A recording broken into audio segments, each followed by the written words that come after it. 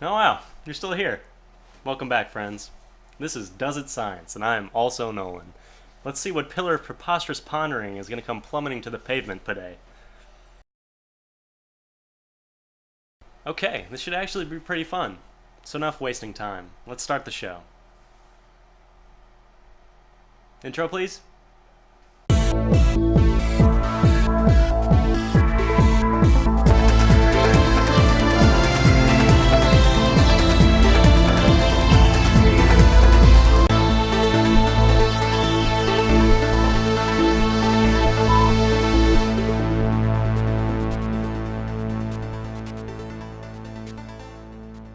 The okapi, the platypus, the devil bird, the kraken.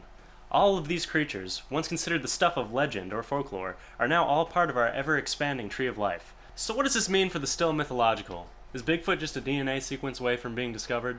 Will we ever find fossils of El Chupacabra in the Mexican desert? Has a lineage of plesiosaurs survived the eons and is now camping out in Scotland?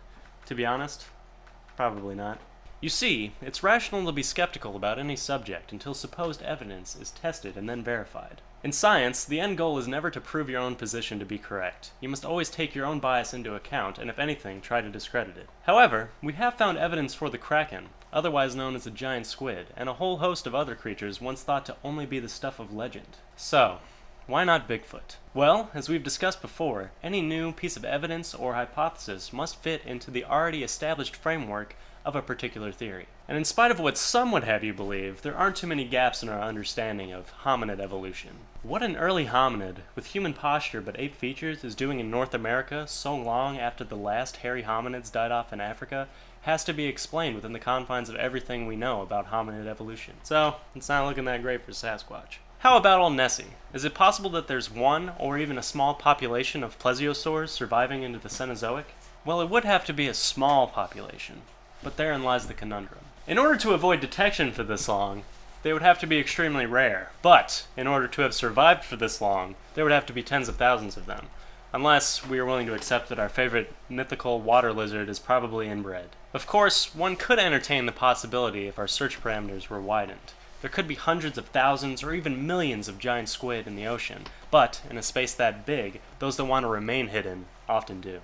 While Loch Ness's 21 miles is an impressive amount of area, it's hardly enough space to hide a giant water lizard that people have been searching for hundreds of years. Now, I won't insult your intelligence by telling you that El Chupacabra was proven to be nothing more than a hoax, just a case of mistaken identity, often of coyotes and cultural paranoia brought on by horror films. I'm not going to tell you about that, because you already knew that. We both know you already knew that, so why would I tell you about it? I'm not going to, that's why. Of course, there are hundreds of seemingly impossible creatures just out there waiting to be discovered. So what should one look for when they hear that someone has discovered Mothman in their garden? Let's review, shall we?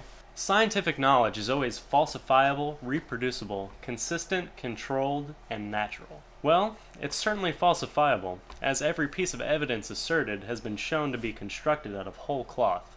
The knowledge that the classic Patterson-Gimlin film is a hoax should be enough to shut the door on Bigfoot, but alas, here we are. But oftentimes the claims made, typically that a certain cryptid exists or has been seen, are too vague to be falsified. The results are not reproducible, and only seem to be so when also clearly being artificial.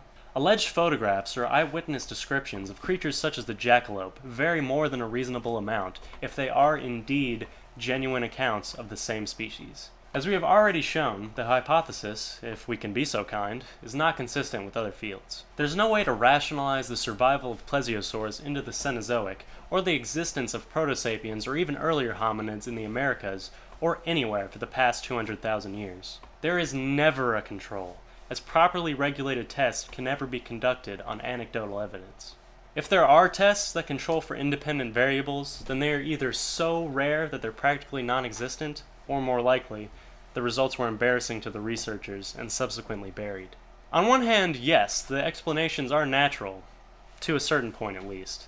Demons, ghosts, and monsters, they're just simply not real.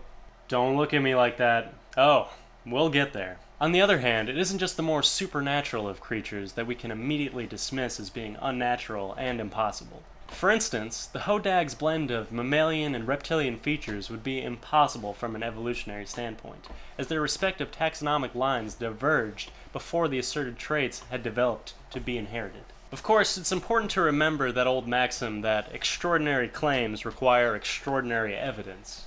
A melanistic North American puma, while never found alive or dead, is certainly a possibility from a biological standpoint. A fucking vampire is not. No. Don't make me go there! So getting down to brass tacks, does cryptozoology science? Well, not quite. But that might be okay. Because while we may never find some of the most outrageous or even mundane creatures that mankind can conjure up with their collective imagination, scientists are discovering new species daily that defy expectation and help to tell us the story of this wonderful planet we call home, and all the different flora and fauna we share it with. So while cryptozoology didn't science, biology does. And there are all kinds of species out there just waiting to be discovered. Things you could have never imagined. Seriously, what kind of god comes up with a water bear? Thanks again for watching Does It Science? Oh my god, I can't believe you're still watching this shit. But if you like it, be sure to subscribe and like this, and then, click that bell so that you can get episodes as soon as they come out.